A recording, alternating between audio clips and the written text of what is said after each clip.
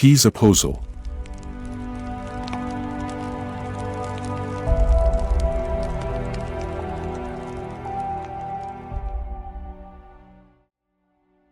السلام علیکم ورحمۃ اللہ وبرکاتہ۔ حضرت سیدنا جابر بن عبداللہ رضی اللہ تعالیٰ عنہ بیان کرتے ہیں کہ مسجد نبوی کے گرد زمین خالی ہو گئی تو بنو سلمہ نامی قبیلے نے یہ ارادہ کیا کہ مسجد کے قریب منتقل یعنی ہو جائے، قریب آ جائے۔ تو جب رسول اللہ صلی اللہ علیہ وسلم کو یہ خبر پہنچی تو آپ صلی اللہ علیہ وسلم نے ان سے پوچھا، مجھے یہ خبر پہنچی ہے کہ تم مسجد کے قریب ہونا چاہتے ہو؟ انہوں نے عرض کی، جی ہاں یا رسول اللہ، ہم نے یہ ارادہ کیا۔ فرمایا، اے بنو سلمہ، اپنے گھروں میں ہی رہو، تمہارے قدموں کے نشان لکھے جائیں گے۔ اپنے گھروں میں ہی رہو، تمہارے قدموں کے نشان لکھے جائیں گے۔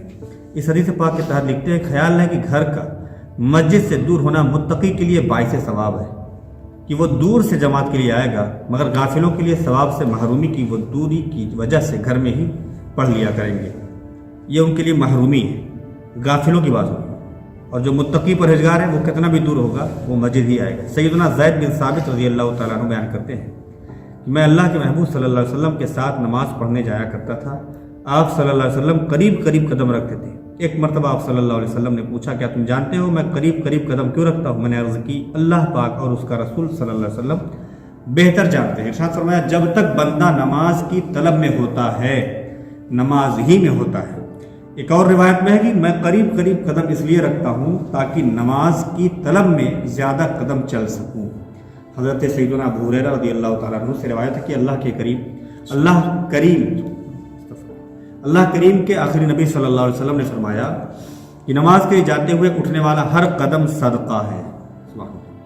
اس حدیث پاک کے تحت لکھتے ہیں کہ صاحب مرقات نے فرمایا کہ نماز کا ذکر مثالاً یعنی مثال کے طور پر ہے، ورنہ طواف، بیمار پرسی یعنی بیماروں کی خیریت پوچھنا، جنازے میں شرکت، علم دین کی طلب، غرض کی ہر نیکی کے لیے قدم ڈالنا یعنی جانا صدقہ ہے۔ سبحان اللہ، صدقہ ہے، ہر نیکی کی طرف چلنا یہ صدقہ ہے۔ حضرت سیدنا جابر بن عبداللہ رضی اللہ تعالیٰ عنہ بیان کرتے ہیں کہ سرور کائنات صلی اللہ علیہ وسلم ہمارے پاس تشریف لائے، ارشاد فرمایا، تم جب تک نماز کا انتظار کرتے رہو گے، خیر یعنی بھلائی پر رہو گے۔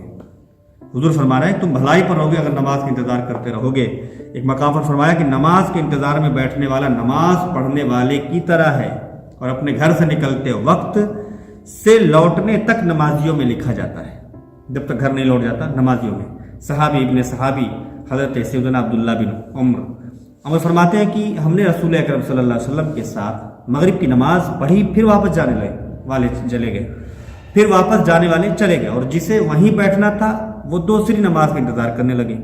پھر رسول اللہ صلی اللہ علیہ وسلم اس قدر جلدی سے تشریف لائے کہ آپ صلی اللہ علیہ وسلم کا سانس پھول رہا تھا، اور ارشاد فرمایا، تمہیں خوشخبری ہو، تمہارے رب کریم نے آسمانوں کے دروازوں میں سے ایک دروازہ کھول دیا ہے، اور فرشتوں کے پاس تم پر فخر کرتے ہوئے فرما رہا ہے، میرے ان بندوں کو دیکھو جنہوں نے ایک فرض ادا کر لیا اور دوسرے کے انتظار میں ہیں۔ سبحان اللہ۔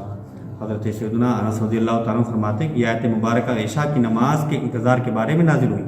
تتجافا جنوبہم عن المضاجع، ان کی کروٹیں جدا ہوتی ہیں خواب گاہوں سے۔ مشقت کے وقت کامل یعنی پورا وضو کرنا، مساجد کی طرف چلنا، اور ایک نماز کے بعد دوسری نماز کا انتظار کرنا گناہوں کو اچھی طرح دھو دیتا ہے۔ حدیث پاک ہے۔ مثال کے طور پہ یہ ساری باتیں آپ نے سماعت کر لی، اور یہ بہت بڑا ثواب ہے۔ اب حضور صلی اللہ علیہ وسلم کا جلدی سے واپس آنا، اور حضور کا واپس آنا اور سانس پھولنا، اور پھر بتانا کہ اللہ تعالیٰ فخر فرما رہا ہے تم جیسوں پر جو نماز کے انتظار میں ہوتے ہیں۔ تو یہ بہت بڑی سعادت ہے کہ اللہ تعالیٰ وہ دل عطا فرمائے کہ ایک نماز کے بعد دوسری نماز کا انتظار ہو۔ اللہ ہماری دلوں میں نماز محبت کرے۔ If you like this video, please subscribe and hit the notification bell for more exclusive contents.